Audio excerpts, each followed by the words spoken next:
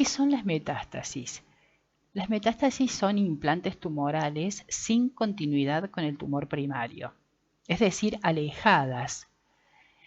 Ya hemos hablado y hemos remarcado que las metástasis marcan de forma inequívoca un tumor como maligno, porque las neoplasias benignas no tienen la capacidad de dar metástasis.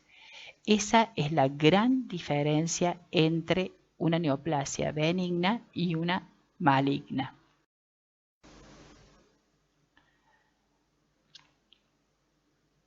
Este esquema de Robbins se llama cascada metastásica y señala muy bien en este dibujo los pasos secuenciales que están involucrados en la diseminación hematógena de un tumor.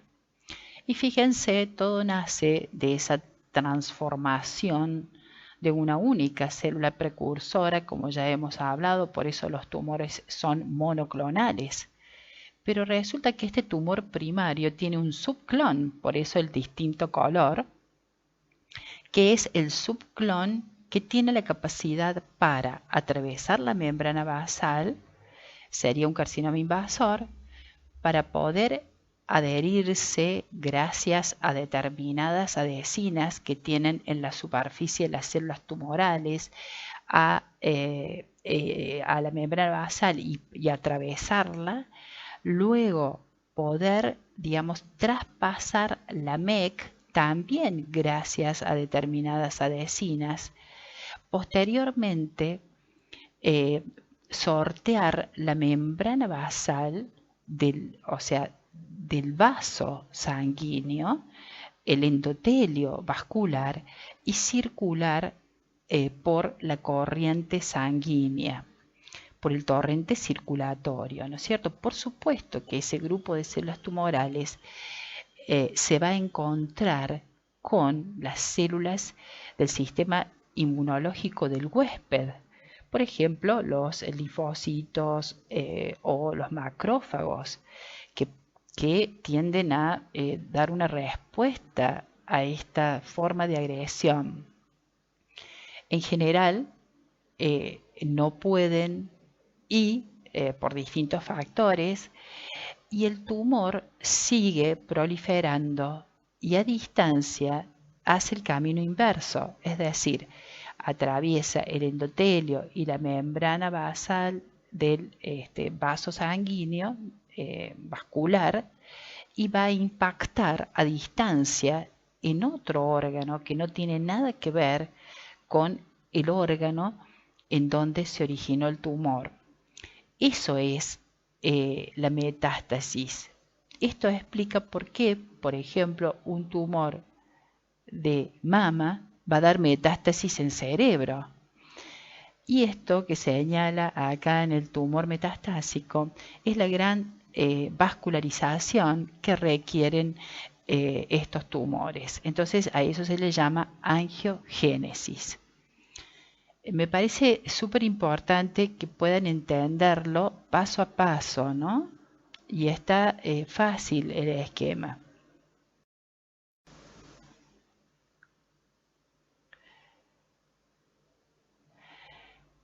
Esto señala, digamos, dos fotografías que marcan una, el hígado macroscópicamente al corte, que se ve con múltiples formaciones nodulares de diferentes tamaños, como se pueden observar, de color blanquecino. Estas son múltiples metástasis en el parénquima hepático. El hígado es un órgano receptor de metástasis. Es más, es el tumor maligno más frecuente del hígado. Por supuesto que debe ser corroborado con la histopatología, esto con hematoxilina y eosina. Acá se ven hepatocitos normales en la parte superior y en la parte de, digamos, ángulo inferior derecho se puede ver una proliferación de glándulas revestidas por células anaplásicas. Esto es un adenocarcinoma que ha dado metástasis en el hígado. Un adenocarcinoma que tranquilamente podría ser del tubo digestivo.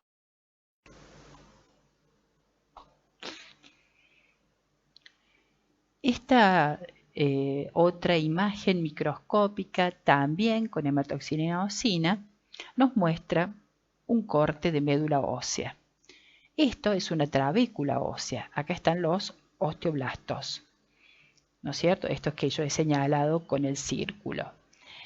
La médula ósea, en este caso, está infiltrada por un tumor de mama, que se llama carcinoma lobulillar de mama. Por supuesto que ni yo ni ustedes sabemos que esto proviene de un carcinoma de mama, pero obviamente esto pertenece a una paciente, etcétera, etcétera, que tiene una historia clínica, donde ya tiene el diagnóstico de cáncer de mama.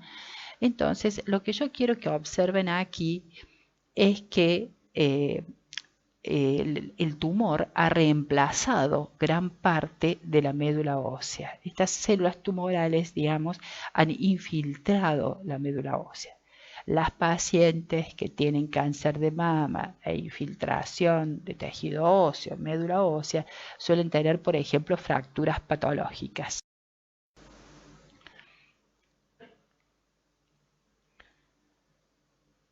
¿Qué significa el término displasia epitelial?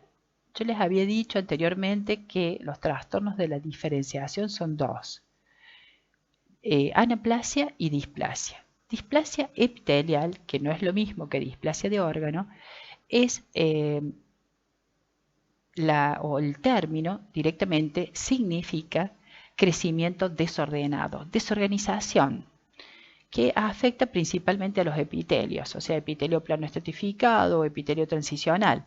De todos modos, en el epitelio cilíndrico o glandular también se puede ver displasia, ojo, ¿eh?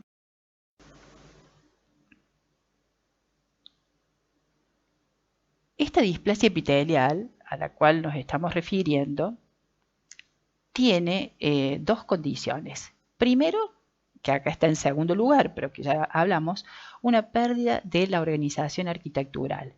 Pero a esta pérdida de la organización arquitectural se suma una pérdida de la uniformidad de las células individualmente. O sea, es requisito fundamental que las células tengan alteraciones, digamos, que no alcanzan para llamarles carcinoma o células anaplásicas, pero que sí están alteradas individualmente. O sea, no basta solo con la pérdida de la orientación o de la organización del epitelio.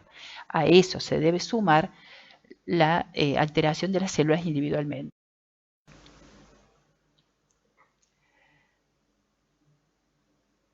¿Qué es carcinoma in situ? Cuando los cambios displásicos son marcados y afectan a todo el espesor del epitelio, o sea, porque estos cambios displásicos, ya vamos a ver, en determinados órganos pueden ser leves, moderados o severos, cuando son marcados o severos, pero la lesión está limitada por la membrana basal, se considera que esto es una neoplasia preinvasiva, es decir, es un carcinoma in situ. Y les digo, esto se relaciona mucho con el pronóstico de los tumores. Que sea in situ es mucho mejor que el tumor sea invasor, por supuesto, porque cuando invade puede tomar los vasos de, digamos, del tejido conectivo y desde ahí, por supuesto, hacer la cascada metastásica. Carcinoma in situ, entonces limitado por la membrana basal.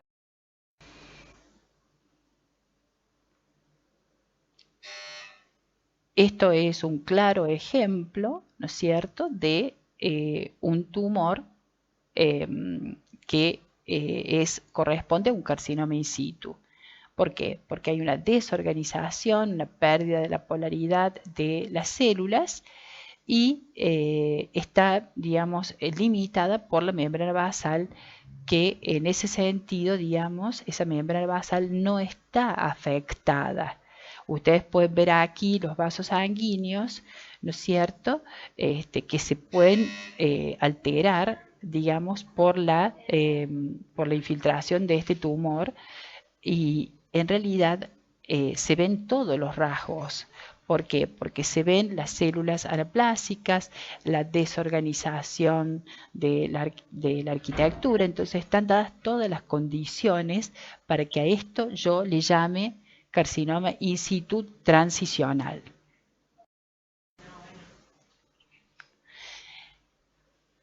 Esto es un ejemplo de, que nos demuestra, ¿no es cierto?, el carcinoma in situ. Esta es la membrana basal donde se pueden ver las células tumorales anaplásicas que no han atravesado esta membrana basal. Por supuesto que el camino puede ser la invasión y la afectación de los ganglios linfáticos regionales y desde ahí a los vasos linfáticos. Por supuesto que se pueden producir embolizaciones y esas embolizaciones tumorales pueden afectar ambos campos pulmonares. Y esta es la forma de cómo se van produciendo, por ejemplo, micrometástasis o la progresión tumoral y el asiento en otro órgano, ¿no es cierto?, que es digamos, o está muy alejado del origen primario del tumor.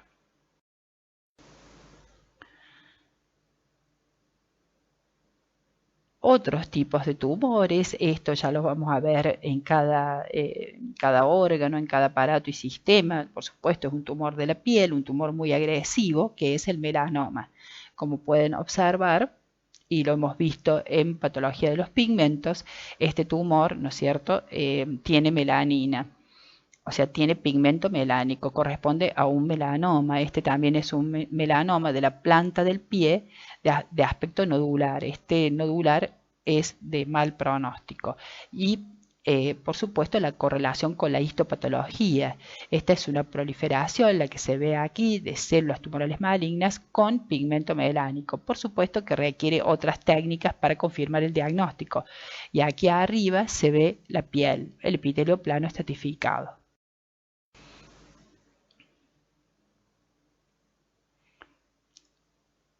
Les quiero contar que hay varias formas macroscópicas de los tumores. El tumor se puede expresar desde el punto de vista de la observación y a la macroscopía como exofítico, sobrelevado, vegetante, son sinónimos, o como un tumor infiltrante difuso, es decir, difusamente afecta a todo el órgano. Por ejemplo, en el estómago, estamos hablando fundamentalmente de tumores que se localizan en el tubo digestivo, pero tranquilamente podría ser en el útero, ¿no? Infiltrante difuso, o en la vejiga, por ejemplo. O también puede ser excavado. ¿Qué quiere decir excavado? De tipo ulcerado. Hay una excavación, una úlcera. La combinación de estos tipos también es posible.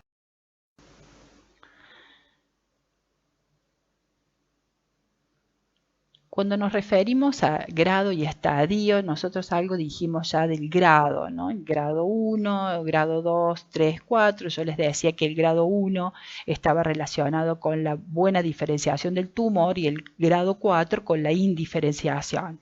Y que eso tenía que ver con el pronóstico. O sea, es mejor tener un tumor maligno grado 1 que grado 4. La gradación de un cáncer se basa en el grado de diferenciación de sus células tumorales y en algunos cánceres también se tiene en cuenta el número de mitosis atípicas o las características arquitecturales de ese tejido.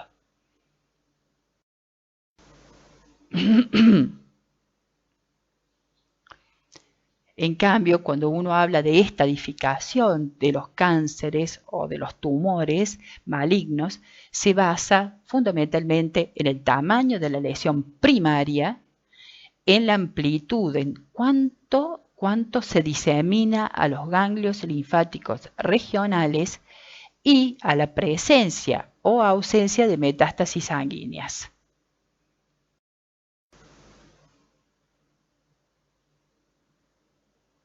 Por lo tanto, la diferenciación hace referencia a las características histopatológicas del tumor.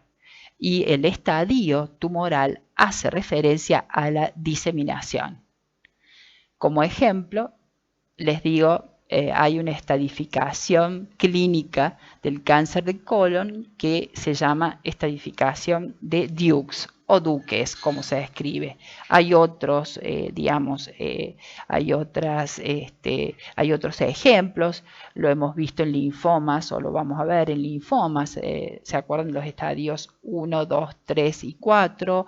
O lo van a ver, sí, lo van a ver en linfomas. El teórico que continúa, el teórico número 11.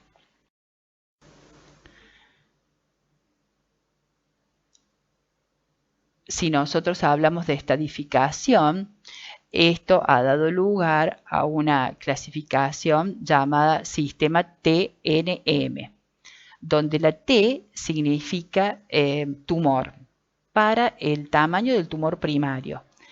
La N es de node, en inglés nódulo, para la afectación de los ganglios linfáticos regionales.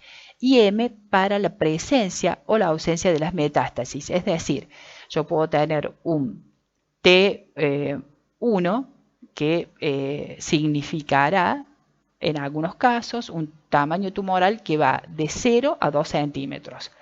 Puedo tener un N0, que no hay metástasis ganglionares, y puedo tener un M0, que no hay metástasis a distancia. O una combinación de T4, cuando el tumor es grande, con un N2 y con un M1, por ejemplo, ¿no? Eso para cada órgano específicamente.